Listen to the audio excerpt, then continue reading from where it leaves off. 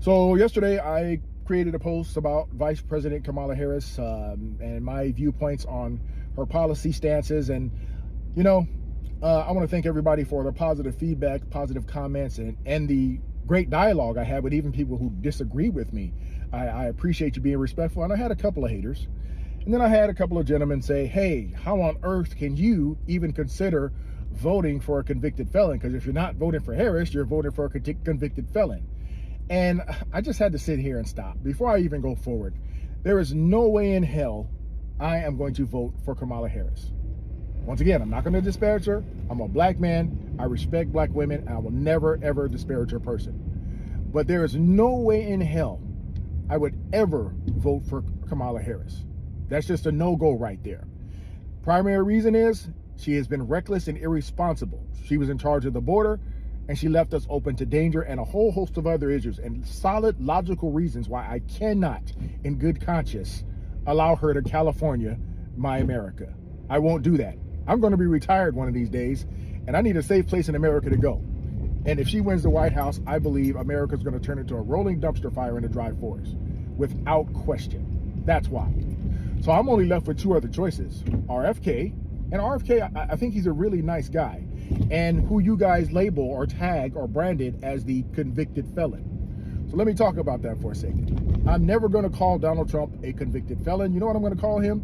I'm going to call him a manufactured felon, okay?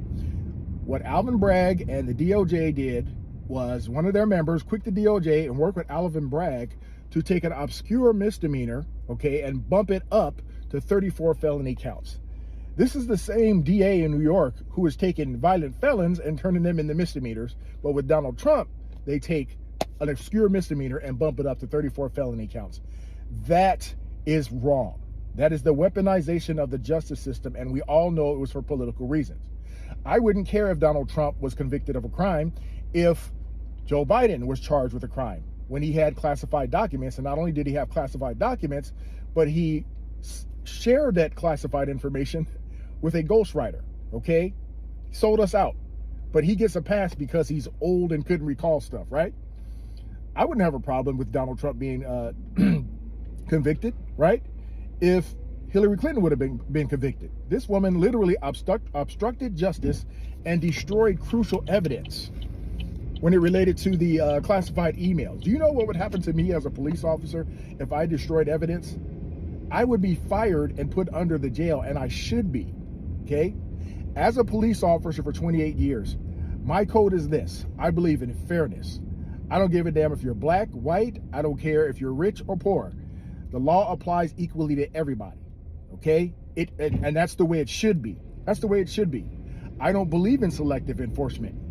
What happened to Donald Trump was selective enforcement, and it was also BS, okay? It should not have happened. So I'll never sit here and join you guys in calling him a convicted felon. I'm going to call him a manufactured felon, right? Speaking of convicted felons, guess what? I'm a law enforcement officer who prided himself not only on aggressively putting a lot of felons in jail, but also helping a lot of felons when they got out.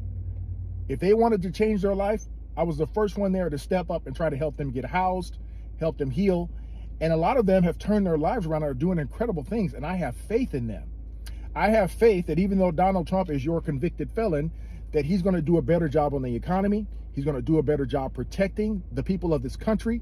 He's going to do a whole lot of things better than Kamala Harris, who has nothing but a track record of failure.